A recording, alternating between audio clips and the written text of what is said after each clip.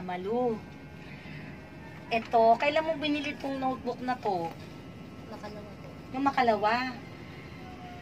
Tuesday tayo, ay Monday tayo nakita. Diba? Sa ospital. Doon na ako na-inspire. No Monday mo ito binili? Nung pagkagaling nyo sa ospital? Hindi po, Linggo. nung linggo. Anong linggo? Bakit ka bumili ng notebook? Susulat ako ng ano, kung anong maisipan ko sa isipan ko. Eh kaso, di ba malulang yung naisusulat mo?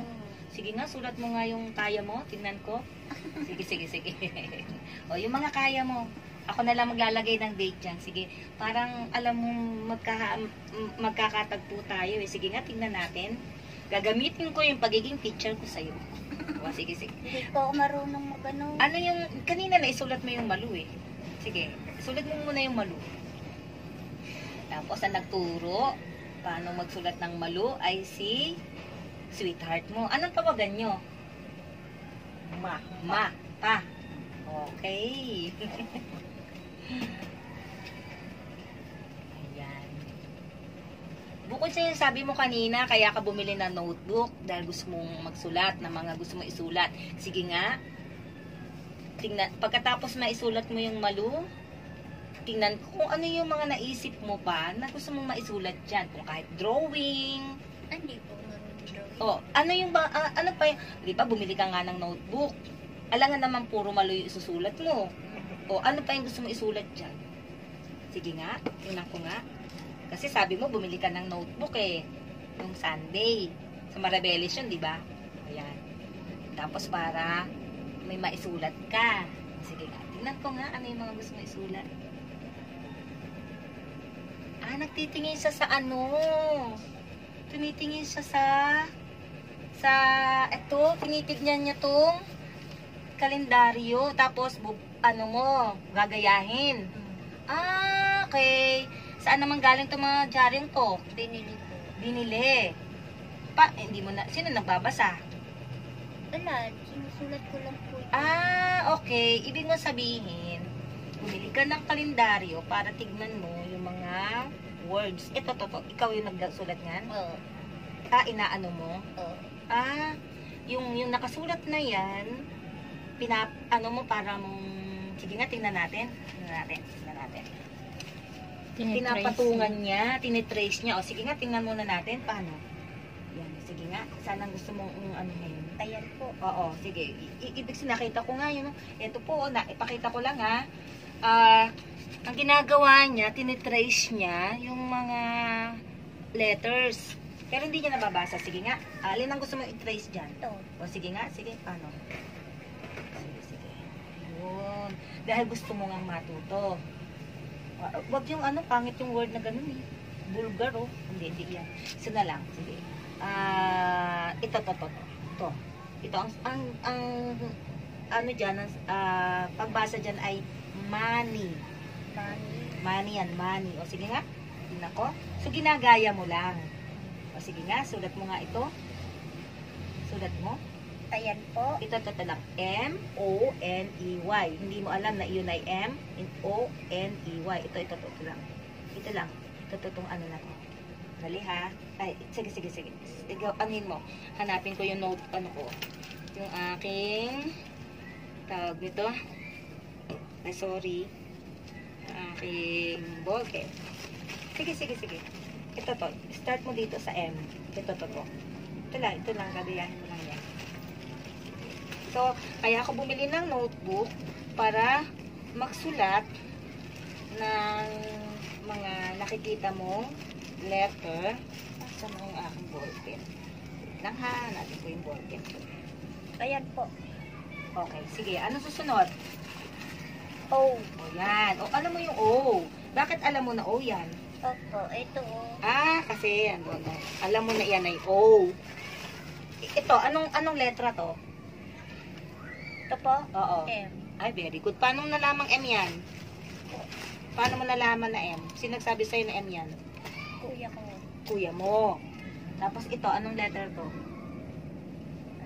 Yan. A. O, sige. Anyway. O, sige.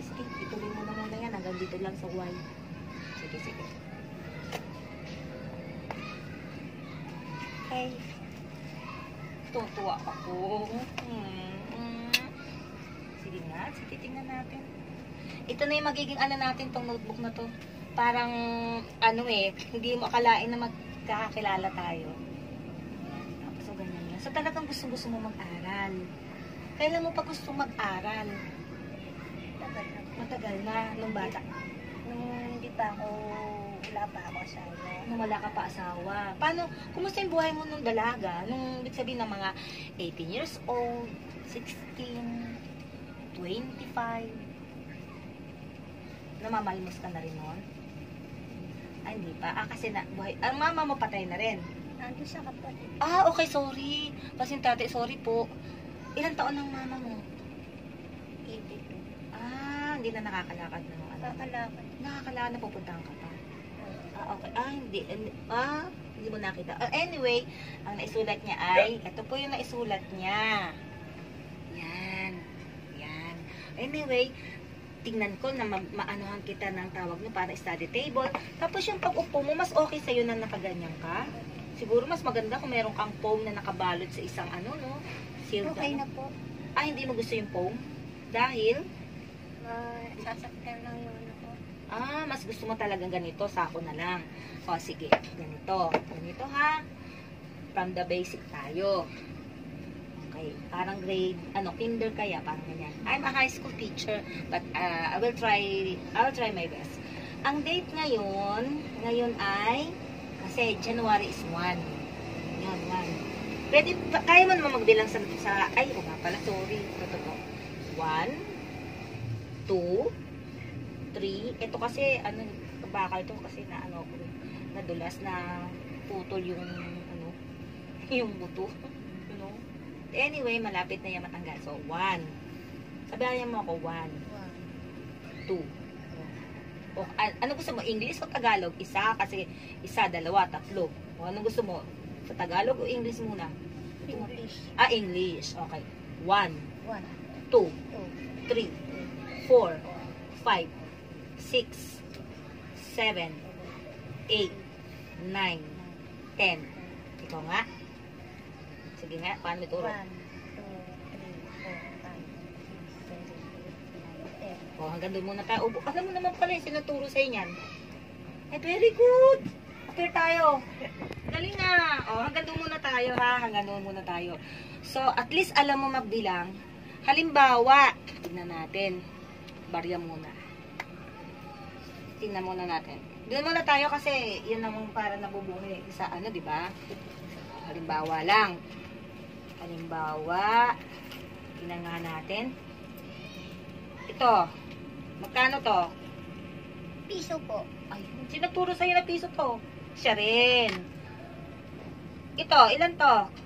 5. Sinagturo sa'yo? Very good. Tingnan natin ha.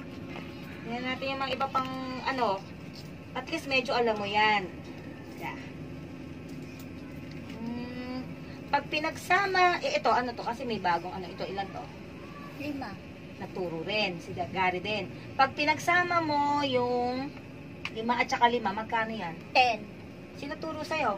Very good okay pag pinagsama mo yung 10, sinama natin yung piso, ilan na? 11. Very good, hanggang saan ang kaya mo? Yan lang po. Yan lang? Halimbawa, ito, magkano to? 15. 15? 50. 50. Sino turo sa'yo? Okay, dito 50. 50 ha, 50. Tapos, ito, magkano to? 100. Sino turo sa'yo? Hanggang saan ang alam mo? Yan lang. Yung 500. Wala rin naman akong bills na 500 Nakakita ka na ng 500. 1,000. So, alam mo yon. Sino turo sa'yo? Si Gary din. Ano lang ang nahawakan mo? Nakahawak ka na ng yan, at saka 500 nakahawak ka na. Sino bigay sa'yo 500? Pagka namamalimos sa palengke. May nagbibigay ng 500? May nagbigay na rin ng 1,000? Opo. Naman, bait. Depende po. Tapos pag ganun, iniipon nyo naman. Tapos nakakasurvive kayo sa ganito. Tapos eto, kumbaga, yung mga ganito nyo, medyo hindi